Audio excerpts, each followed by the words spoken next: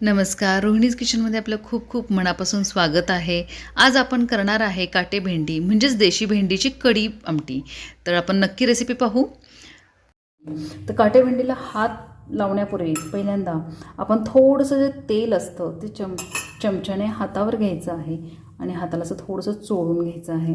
त्यानंतर आपण जेव्हा बोटांना असं तेल लावतो तर याचे जे काटे असतात ते टोचत नाही. तर मी जेव्हा निवडत होते घेत होते तेव्हा मला खूप सारे काटे टोचलेले होते. म्हणजे या काटे टोचल्याने काही फरक नाही पडत, पण फक्त जळजळ करतं हाताला. सो असं नेहमी लक्षात ठेवा की या काटे भेंडी घेतल्यानंतर हाताला तेल प्रथम लावायचं आणि मग ती सोलून घ्यायची आहे. ही आपण अशी सगळी काटेबेंडी जी असते ती सोलून घ्यायची आहे. एकदा आपण एक साल काढलं ना तर आपल्याला हे ऑटोमॅटिकली सगळे सालं निघत राहतात. तर अशा पद्धतीने आपण याच्यात जे कणस आहे, बी आहे, ते सगळं काढून घ्यायचं आहे. कोवळी देखील भेंडी असते, तर काही ठिकाणी जून पण असते. तर याचं जर का साल मऊ लागले तर ती थोडीशी कोवळी असते. तर समजून घ्या तुम्ही की कोवळी आणि जून कसं ओळखायचं. तर ही अगदी कोवळी भेंडी आहे आणि ही जून भेंडी आहे. जरी जून आणि कोवळी असली तरी चव खूप छान लागते. हे काटे भेंडीची खरडा घालून कढी भेंडी, तर अगदी मस्त ही अशी देशी भेंडी आहे. काटे भेंडी मी तिला सोलून घेतलेला आहे. सोलताना आपण काटे भेंडीचे काटे टोचून आहेत म्हणून हाताला तेल लावून आपण सोलून घेतलेलं आहे. त्याचबरोबर टोमॅटो घेतलेला आहे, लसूण आणि मिरची, कोथिंबीर, दही घेतलेलं आहे. तर कढी करायची आहे म्हणून दही, इथे 2 चमचे बेसन पीठ घेतलेलं आहे. तर ही जी कढी करायची आहे तर याच्यामध्ये जर का आपण दही घेतलं, ताजं ताजं अगदी दही घेतलेलं आहे आणि याच्यामध्ये मी थोडंसं बेसन पीठ ॲड करते आहे. बेसन पीठ ॲड केल्यानंतर 2 चमचे बेसन मीठ घालून मी त्याला थोडंसं मिक्सरला फिरून घेते.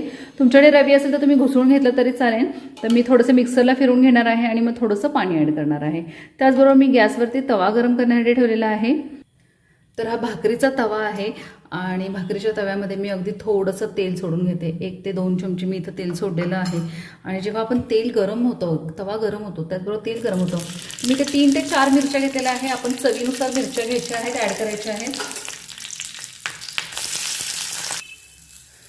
आता आपण पाहू शकतो की आपल्या मिरच्या ज्या आहेत त्या छान भाजलेल्या आहेत आणि त्याच्यावरती आपण थोडंसं मीठ सोडलेलं आहे.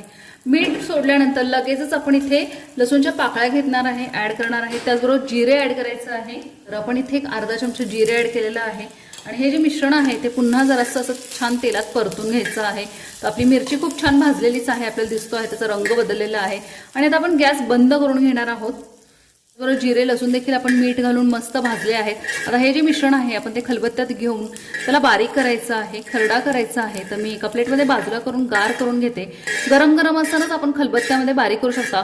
त्याचबरोबर आपल्या ज्या भेंड्या आहेत तर त्या छान तेलात भाजून घ्यायच्या आहेत. आपला तवा गरमच आहे. इथे तव्याला थोडंसं तेल देखील आहे, तर मी या तेलामध्ये थोडंसं भाजते आहे.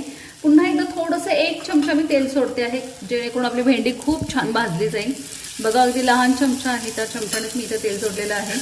आणि पुन्हा ही अशी भेंडी खूप छान भाजून घ्यायची आहे. त्याचबरोबर आपण जे दही आणि बेसन पीठ मीठ घालून जे ताक आहे ते सुद्धा फिरवून घ्यायचं आहे.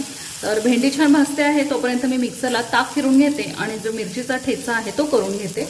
तर आपली जी भेंडी आहे ती खूप छान भाजून झालेली आहे आणि आता आपण गॅस बंद करणार आहोत. आणखीन एक दुसरी कढई ठेवणार आहे मी गॅसवर.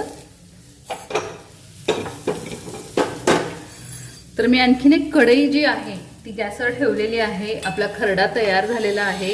थोडंसं 1 ते 1.5 चमचा फक्त पुन्हा तेल सोडलेलं आहे. तेल गरम झाल्यानंतर आपण इथे अर्धा चमचा मोहरी सोडायची आहे. बघा मोहरी छान तडतडली की लगेच आपण जिरे घालून घेतलेले आहेत. त्याचबरोबर आपण जे इथे खरडा केलेला आहे तो ॲड करायचा आहे. त्याचबरोबर आपली जी भेंडी आहे आपण हे भाजून घेतलेली ती ॲड करायची आहे. तर आपण हिंग जो घेतलेला आहे हिंग ॲड करायचं आहे. हळद ॲड करायची आहे. तुमच्याकडे जर का धने जिरे पावडर असेल तर ती देखील ॲड केली तरी चालेल, नसेल तरी चालेल, काही हरकत नाही आहे. तर सर्व मिश्रण घातल्यानंतर टोमॅटो आहे आपल्याकडे, आपण भेंडी आणि खरडा भाजून घेतलेला आहे पण आपला टोमॅटो भाजून घ्यायचा आहे. तर टोमॅटो घालून हे मिश्रण पूर्ण मिक्स करायचं आहे एकजीव. तर पहा आपलं हे मिश्रण जे आहे ते अगदी खूप छान मिक्स झालेलं आहे. हळद, हिंग, खरडा, मीठ मस्त अगदी खूप छान. अशी देखील नुसतं पाणी घालून देखील ही भाजी खूप छान लागते. पण आपण ही कढी भेंडी करत आहोत त्यामुळे आपण जे बेसन पीठ आणि दही घेतलेलं होतं 2 चमचे बेसन पीठ आणि अगदी 10 ते 15 रुपयाचं मी दही घेतलेलं होतं, ते मिक्सरला मी असं फेटून घेतलेलं आहे. आता हे दही जेव्हा आपण घेणार आहोत तर आपण नुसतं डायरेक्ट दही कधीच घालायचं नाही, तर बेसन पीठ 2 चमचे मिक्स करायचं आहे. आता ही जी भेंडी आणि टोमॅटो वगैरे भाजून झालेलं आहे याच्यामध्ये हे मिश्रण मी सोडते आहे. जे आहे तेच पाणी घेते आहे ॲड करून. तर मी इथे 1.5 ते 2 ग्लास पाणी ॲड केलेलं आहे. तर थोडंसं हे बेसन पीठ असल्यामुळे थोडंसं घट्ट होणार आहे. तर त्याचबरोबर मी इथे मीठ ॲड करते आहे, कारण आपण पाणी ॲड केलेलं आहे. आता आपण पाहू शकतो की आपलं मीठ थोडंसं खरड्यामध्ये आहे. आपण जेव्हा दही आणि बेसन पीठ जेव्हा मिक्सरला बारीक करून घेतलं किंवा मिक्स करून घेतलं तेव्हा देखील मीठ ॲड केलं होतं, तरी देखील मी इथे 1 अर्धा चमचा मीठ ॲड करते आहे. त्याचबरोबर मी इथे कोथिंबीर ॲड करते आहे. त्यामुळे अगदी भेंडीला खूप छान अशी टेस्ट येते आणि दिसायला सुद्धा खूप छान यम्मी दिसते. एकच उकळी झाल्यानंतर आपली ही मस्त अशी काटे भेंडी तयार होणार आहे, ज्याला आपण देशी भेंडी देखील म्हणू शकतो. मस्त अशी ही काटे भेंडी आहे आणि ही जी देशी भेंडी, काटे भेंडी, कढी भेंडी आपण म्हणू शकतो. तर कढी भेंडीची रेसिपी आपण पाहणार आहोत. तर मस्त अगदी अशी ही कढी भेंडी, काटे भेंडी खूप सुंदर झालेली आहे देशी भेंडी. तर अगदी रेसिपी नक्की शेवटपर्यंत पहा. खूप छान असे टिप्स दिलेल्या आहेत त्याच्यामध्ये की दही फुटू नये म्हणून काय करायचं. तर अगदी ही अशी अगदी गावरान पद्धतीने केलेली ही मस्त काटे भेंडीची रस्सा, काटे भेंडीची आमटीची रेसिपी तुम्ही नक्की पहा. आपले काटे भेंडी, कढी भेंडी तयार झालेली आहे आणि आपल्याला रेसिपी आवडली असल्यास लाईक, शेअर आणि सबस्क्राईब नक्की करा. थँक्यू.